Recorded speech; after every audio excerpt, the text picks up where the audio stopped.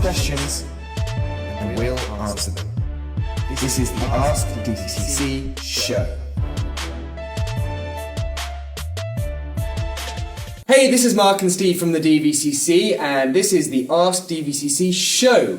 So, we've got some more questions that have been asked of us. We've been a bit offline for a few weeks in terms of being able to get these videos cut or even shot, but we're back with a vengeance. We've got another 4 questions that we've been sent in. We've accumulated a fair few, so if you have sent them in and we haven't answered them yet, they will be getting got to. So do not worry about that.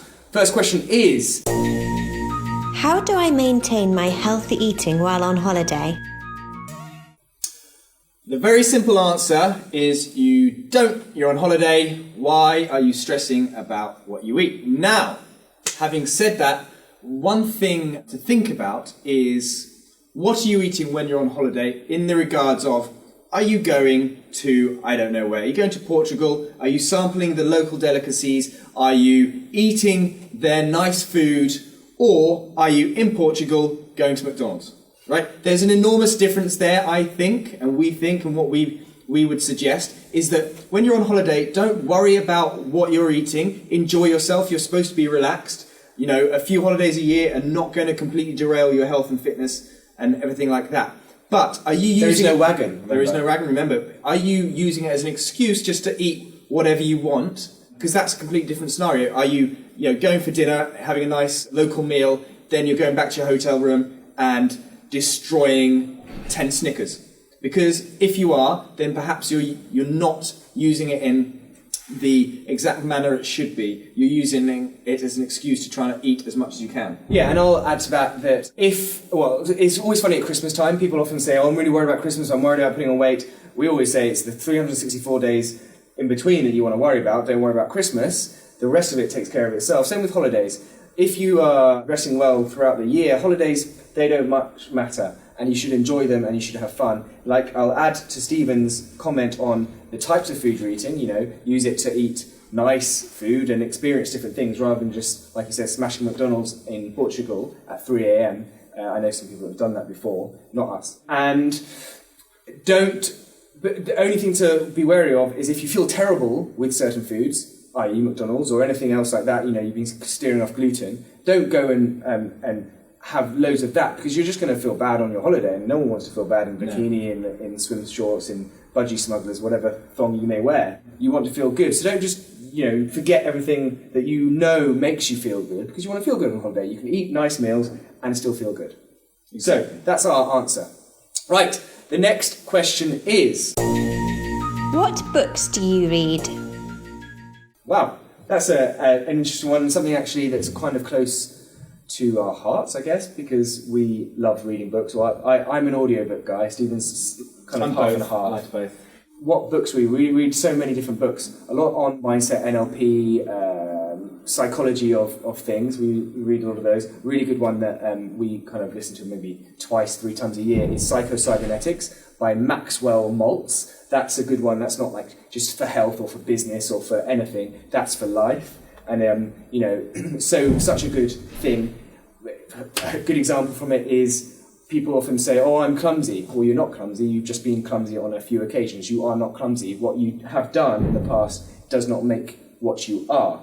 And it's an interesting thing because I think it's important to think, and I think you could substitute what books do you read to what information do you put into your head. Yeah. Is it positive? Is it negative? So, for example, and we may have spoken this before, but if you sit and you watch the news every day, you're going to be getting 15, 20 minutes of terrifying, people getting murdered, things exploding, crisis, everything happening, and it's all negative. So if that's the only information you're taking in every day, then your mindset is going to be shifted towards looking for the negative, not the positive. And that goes alongside the whole thing of you are some of the 5 people you hang around with most.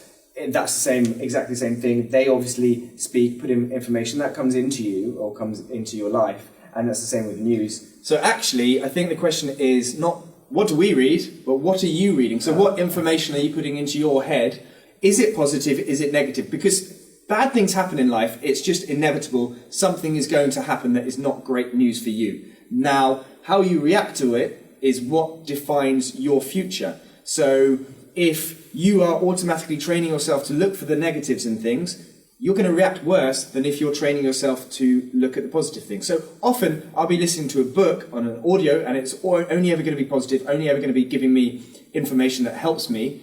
And that is training, because often I'll be thinking about other things as I'm driving, listening to an audiobook, thinking about other things, but I'm just putting in that little bit of positive information every time. So if I drive quite a lot, I end up putting in a lot of positive information, which actually ends up, you have to put a lot in to just counteract all of the other stuff you get in every day. A really quick story. I don't ever really watch the news because, number one, I'm never around when the news is on, but number two, I don't really watch TV. But I did watch one Saturday afternoon. It was during Brexit, and I turned it on, and it was all about either leaving or staying. And both adverts for leaving and staying, I was like, oh my God, the country is gone. And that was for either side. So no matter what you think, it was just that both adverts were focusing on what the other hasn't done or doesn't do, rather than what they're doing. And that's the same thing with news. And that, unfortunately, is due to human psychology. We react better to bad I was news, going to say, and that's actually, we're trained biologically to look for danger. Yeah. There's a part of your brain, I think it's called Broca's part of your brain, which is trained to look for things that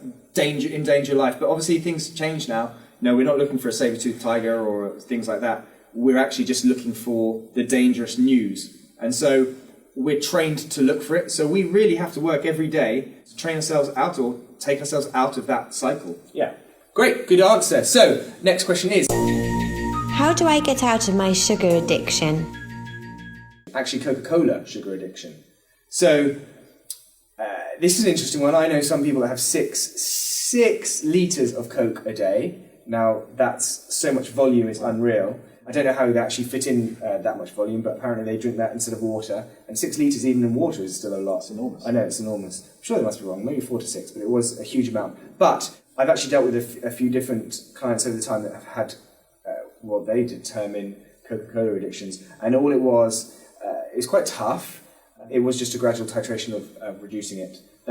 And also replacing. So instead of not drinking, or I'm going to stop drinking Coca-Cola, I would ask them, the habit was to have a pint of water at the beginning of the day, before anything, before Coke. You drink as much Coke as you want, as you have been, but have a pint of water at the beginning of the day. And that gradually counteracted their Coca-Cola. They either felt fuller or they just didn't find that they were craving it as much. Mm-hmm. So that's the number one thing I would say, or potentially would say, is you want to add in. Like we've talked about this before with the whole habits thing. You don't necessarily want to take away, you want to add in. So add in a pint of water, you're going to gradually and naturally and hopefully drink less Coke. Another thing as well, which goes along with what Mark's saying, is track how much you're drinking. Yeah. So that's important.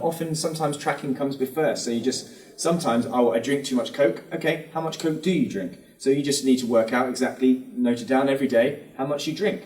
And then automatically by tracking, things start to change. So then, like Mark says, maybe you add in drinking a pint of water, and gradually you'll see that the amount of Coke you actually drink drops down.